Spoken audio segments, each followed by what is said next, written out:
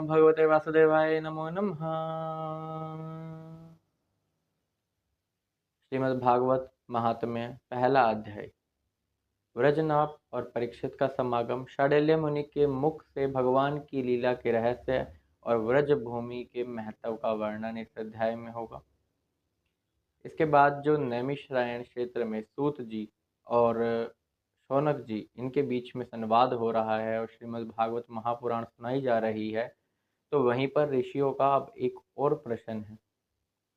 और वह प्रश्न यह है कि ये जो व्रजनाभ और परीक्षित थे, इन्होंने ऐसे कौन कौन से कार्य किए थे, कौन कौन से कार्य संपन्न किए थे, कब, जब धर्मराज युधिष्ठिर इनको अपना अपना राज्य सौंपकर हिमालय की ओर चले गए थे। जो परीक्षित थे उनको हस्तिनापुर का राज्य मिला था, जो कि आज के समय पर दिल्ली है, और जो व्रजनाभ थे वह मथुरा मंडल के राज्य को संभाल रहे थे उस समय, जब धर्मराज युधिष्ठिर उनको राज्य का भार सौंपकर हिमालय चले गए थे। सूत जी उन भगवान को प्रणाम करते हुए, श्रीमद् भागवत महापुराण की जय करते हुए, उसका उच्चारण करते हुए, उसके बाद वह बताते हैं, मेरी बात ध्यानपूर्वक।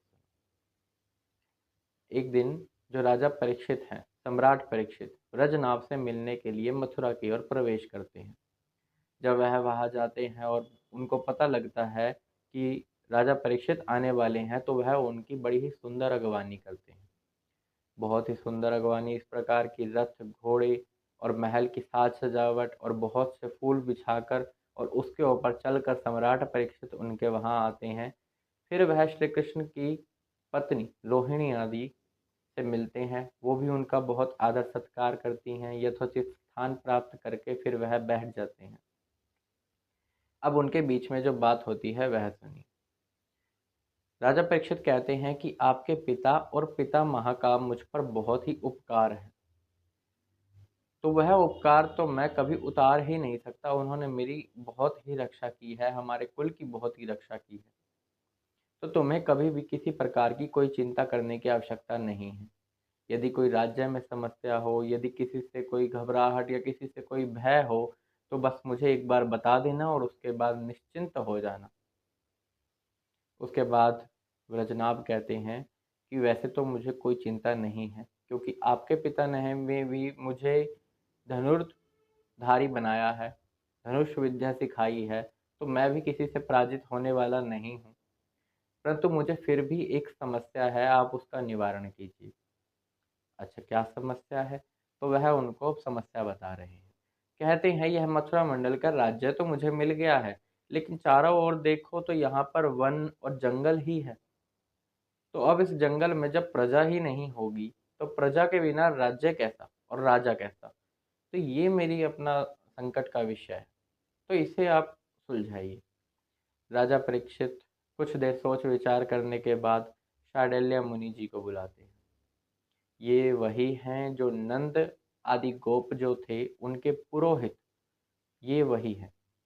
तो शांडिल्य मुनि जी अब आते हैं, उनको एक बहुत ही सुंदर स्थान दिया जाता है बैठने के लिए, एक आसन दिया जाता है, उस पर वह बैठते हैं और फिर वह उन्हें इस समस्या के बारे में जब बताते हैं व्रजनाभ और परीक्षित, तो फिर वह क्या कहते हैं वह सुनिए।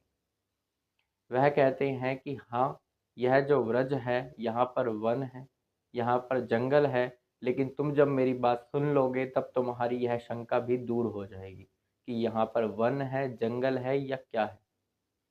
सबसे पहले तो वह अपनी मधुर वाणी से व्रज का मतलब समझाते हैं कि व्रज का अर्थार्थ क्या है। व्रज का अर्थार्थ है व्यापक, और व्यापक कौन है? जो तीनों गुणों से युक्त हैं, ब्रह्मा।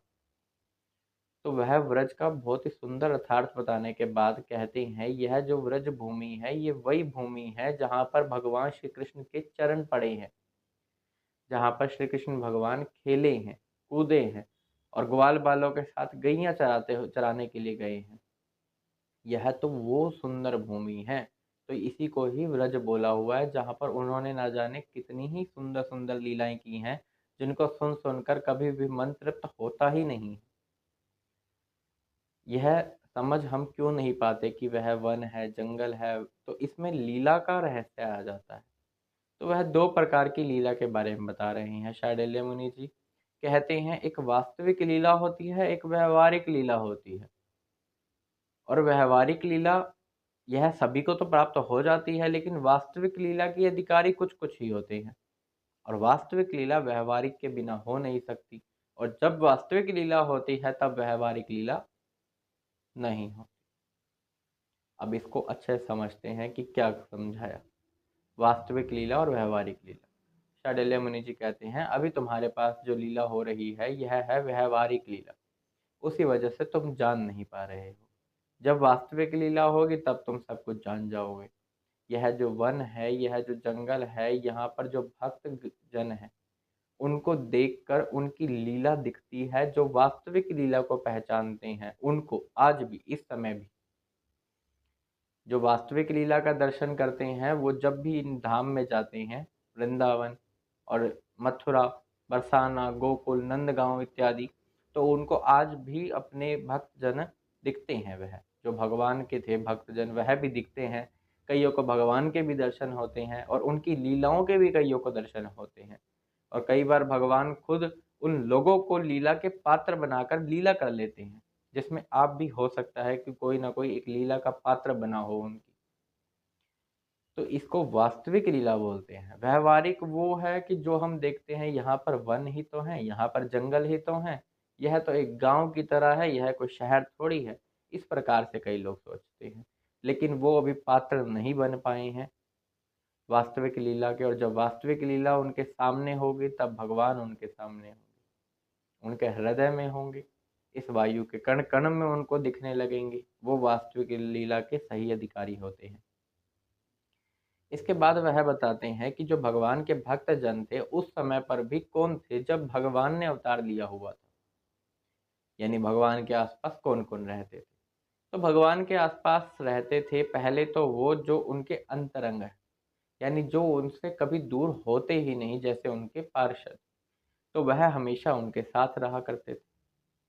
दूसरे भक्त वो होते हैं जो उनको पाने की इच्छा करते हैं, तो उनको भी उस लीला में प्रवेश दिया हमारे कृपालु और दयालु श्री कृष्ण ने, भगवान ने।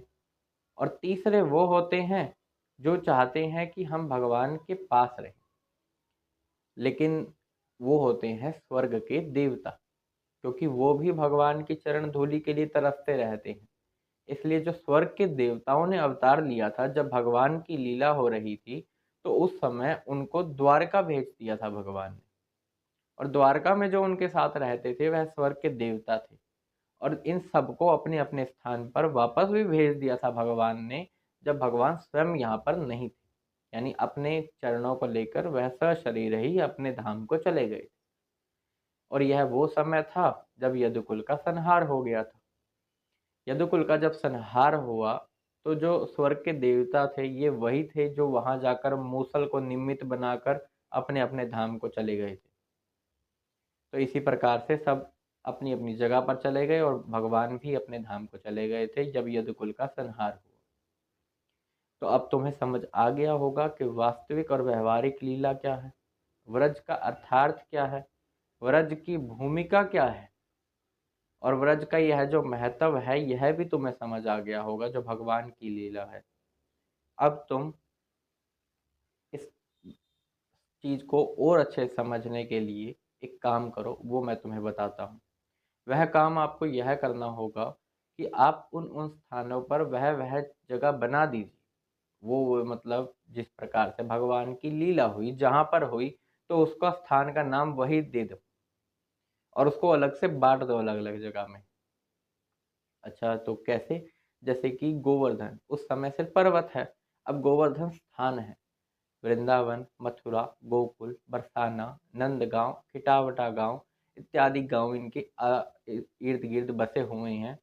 ये जो गांव है ये वही गांव है जहाँ पर नंद बाबा की गैया चरने के लिए जाया करती थी, या फिर ये वही शहर है, ये वही जगहें हैं, या जो मर्जी मान लीजिए आप इन्हें कि ये वही वास्तविक लीला के स्थान है जहाँ भगवान लीला किया करते थे।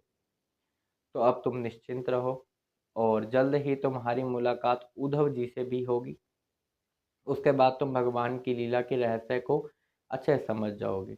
यह सुनने के बाद व्रजनाभ और परीक्षित प्रसन्न होते हैं।